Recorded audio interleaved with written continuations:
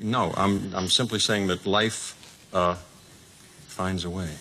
This video is brought to you by Fallen Dominion Studios. Check out their website at fallendominionstudios.com.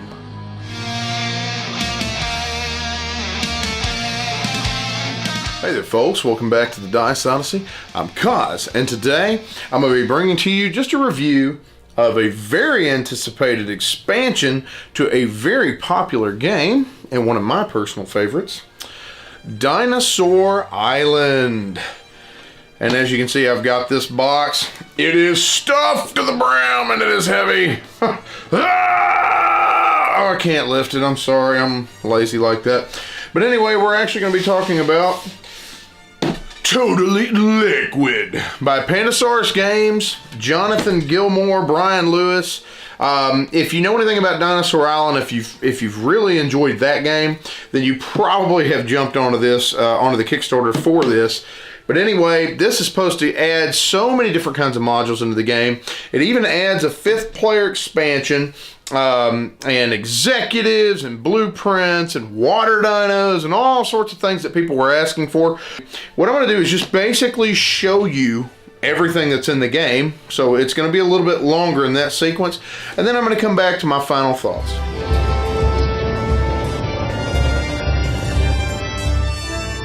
I mean, you've got so much here.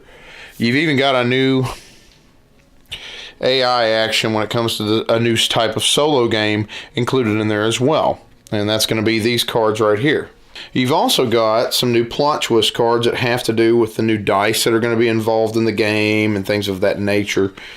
Like the threat die here. Add the threat die to the dice pool. If unclaimed, this die is moved to the holding area along with the normal DNA die. Here's another one. Each time you pass during the research phase, collect $2. That's cool. Another plot twist die.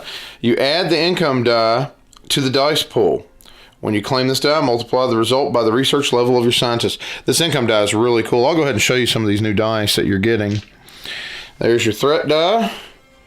Right, just as beautiful as ever and red as all get out.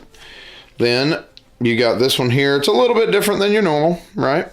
Nothing too significant about it except on this side with the 2 basics and the advanced. Now the ones that I really like, I'll show you here. I like that income die. That's pretty nice, right?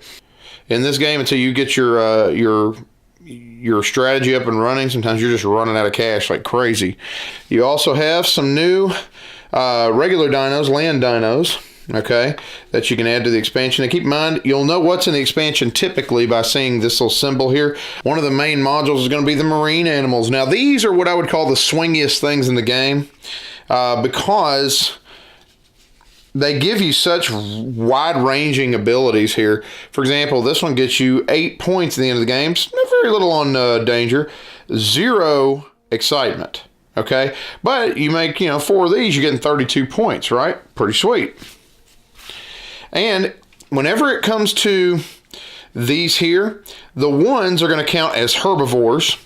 The 2s are going to count as smaller carnivores. And then the 3s are going to count as the large carnivores, and you claim them as you normally would in the main game. Like if you're claiming 1, 2s, or 3s, you have to use certain kinds of scientists to use them.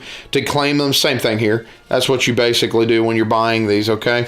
Now, just to give you an idea also of the differences here. For example, this one gets you 5 points, 1 excitement, no danger. Sweet. Now this one is a ton of danger, but it gives you 4 excitement for each one and 0 points, right? So, like I said, they're a little swingy at points. Like, for example, this one gives you 7 points, 4 danger, 1 excitement.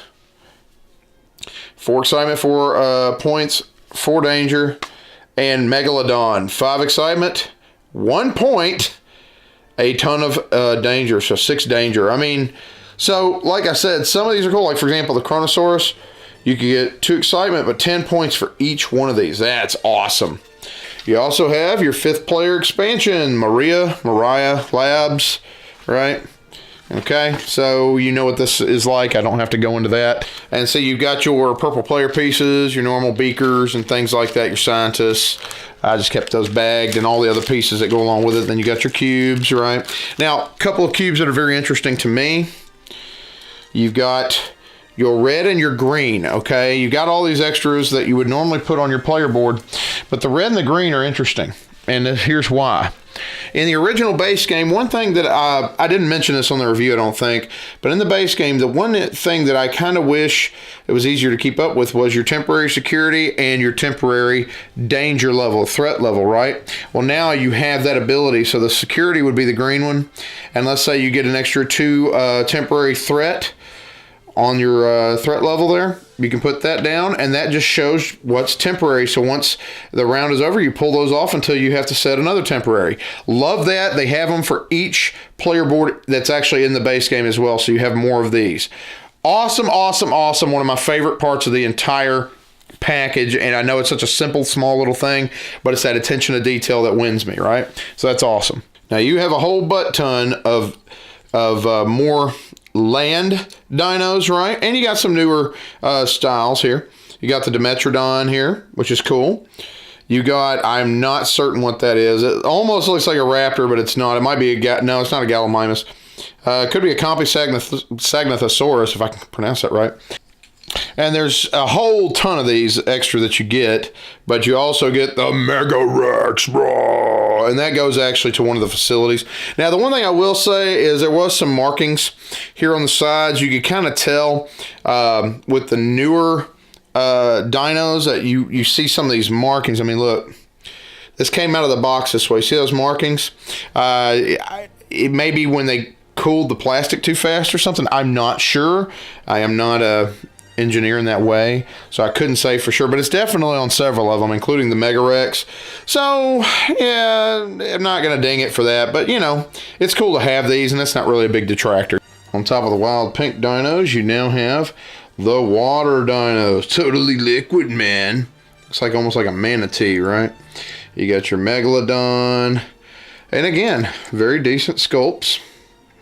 Almost looks like a dolphin, and it should be attacking the shark because dolphins are our friend. We love Flipper. Now you're gonna have the blueprints, which in my opinion are some of the coolest things in the game.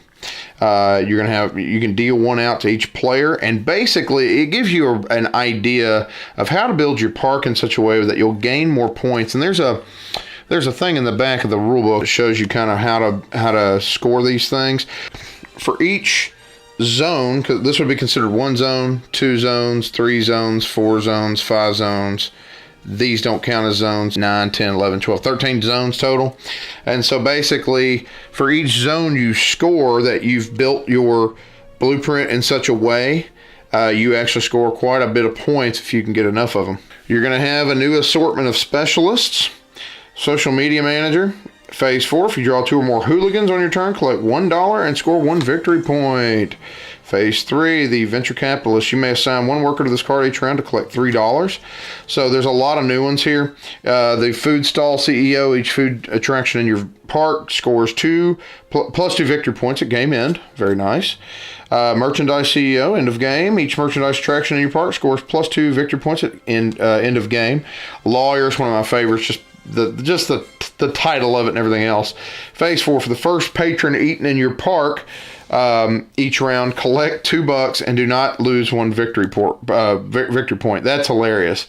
Master mixologist, you got the research scientist, you got the ride CEO, it looks like JBL, you got the rent-a-cop, which I'm sorry, they should have just put Paul Blart on here. It would have been perfect. Now you've got the new PR cards. Okay, now these are very interesting, but you're going to deal out 2 of these PR cards, right, to each player at the table. Nobody knows what each one has, what everybody else has, I should say. You're going to know what you have, and at the end of the game you will choose which of the 2 cards you're dealt to actually score. You're not going to use both of them. Now you could try to work towards both of them if you want to, but at the end of the game, you're going to say, all right, I'm going to choose this one to score. Okay. And now if you choose this to score, everybody who has actually completed what this in-game scenario is scores off of the card you choose. So that could be, let's say you have a 4-player game. That's 4 different PR events happening at the table, which could score you a ton of points you didn't even know you were working for on other people's cards, right? Just to give you an example, end of game, score 2 victory points for each worker you have beyond your starting 4 workers. Really, you do an executives and facilities at the same time, because on your facility, you're going to have a place to stick whatever executive card you decide to put in there, and then you're going to get the corresponding character. Now, there are some misprints and some miscolorings, which is, unfortunate. We were wondering about that when we first played the game, because I'll go ahead and show you. If you look here, there's 5 executive pawns. Look at the colors, right? But yet, and the shapes. But yet, this is the color they gave us for every executive, okay? And they're all different. I guess that was their way of getting around the color issue, the fact that they didn't make them multicolored. Which I did. I mean, it's fine. It's not that big a deal, but it's in the rule book, it's different. And there were some other things in the rule book that were kind of problematic, but overall, I'm not the biggest fan of Dinosaur Island's rule books. I even may have said that on the first base game review we did. I can't remember. These are basically like super workers, okay? For example, Dino Breeder. Spend 1 less DNA of your choice when you create a dinosaur with this executive. Okay, just a discount worker. Again, it's just cool to have these. You got Technical Advisor. Increase limits for all basic or advanced DNA by 1 when you increase cold storage with this executive. You got a Security Chief. This executive can use the tool bench or tool bench 2 at no extra cost. Jack of both trades. Now this one was pretty cool. This executive counts as a scientist during the lab phase or a worker during the worker phase, and it looks like a scientist 1, right? Boss Hog, okay, Dukes of Hazzard. This executive counts as 2 workers on any lab upgrade tile. Can be used to activate 1 double slot or 2 single slots. That's cool. That saves you maybe an extra worker to use on something. Corporate Spy, which I thought this one was pretty cool. This executive can be assigned to your opponent's non-starting lab upgrades, but not to your own lab. Moneybags. Each market phase, place executive on a face-up item. If an opponent buys it or discards it, they pay you the cost. If no one does, you may buy it for $1 less. Whoever has this ticks everybody off at the table for the most part. Chief Dino Officer. Increase your excitement level by 1 when you procure a dino recipe with this executive. Okay. Now the facilities are basically things that you own. Each person at the table is going to have a facility of their own. Goat pen. You pay $3 to buy 2 goats, and what this basically does is it reduces your threat level by 1 for the round that you decide to discard goats on.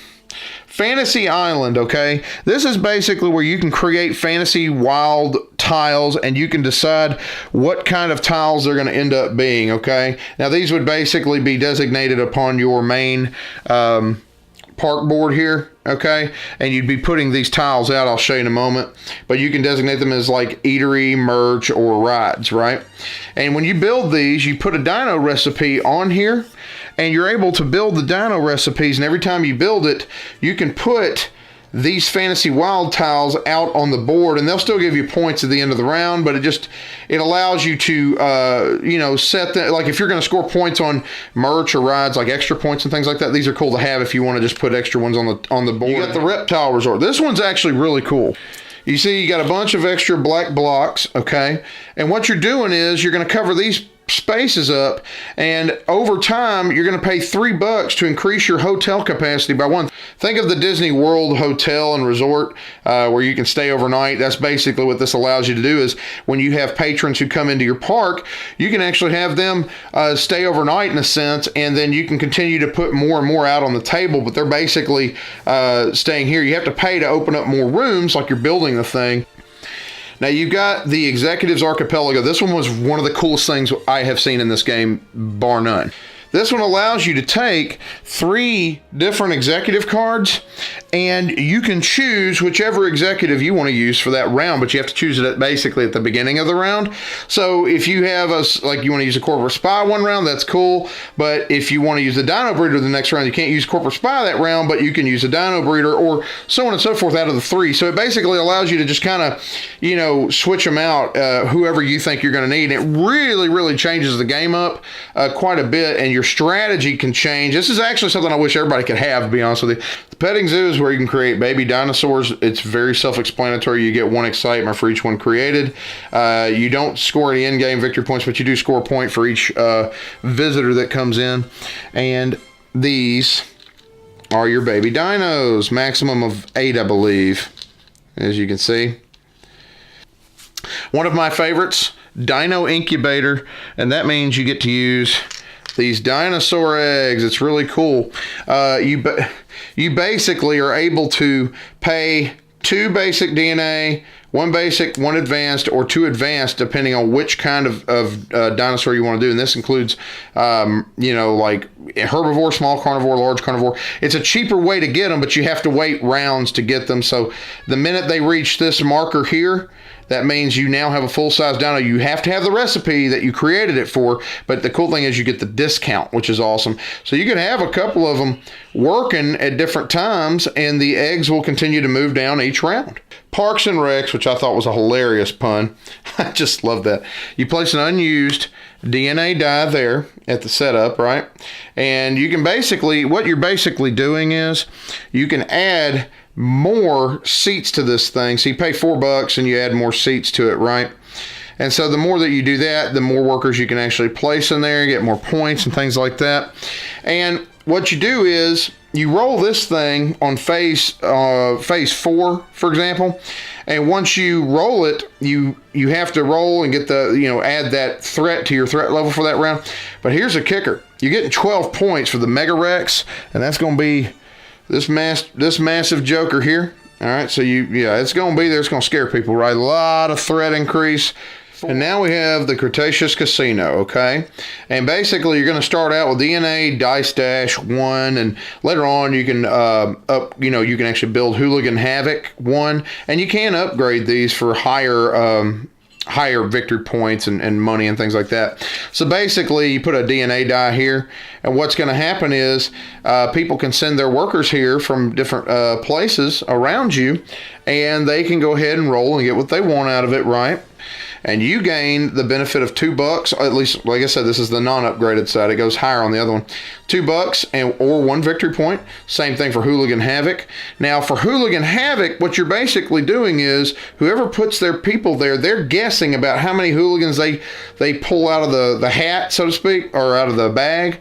And if they guess correctly, they gain the amount of money indicated, okay? You've also got module selectors. You can choose a couple of these in the game just to decide which modules that you want in-game at that time to kind of shake things up a little bit. Now, on top of it, you've got 2 new boards for Phase 2 and Phase 1. As you can see, this one's more to add the marine creatures into it.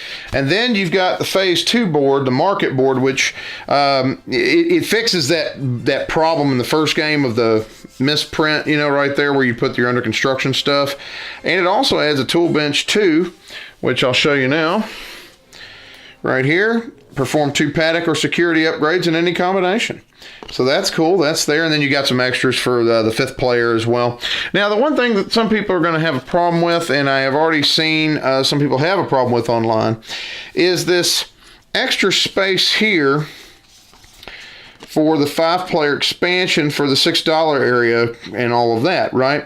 And I don't know all the details personally. All I've heard is that they were supposed to have this board to be kind of an extended, I think, and on that, it would have this. It'd be like an extra tile area, right?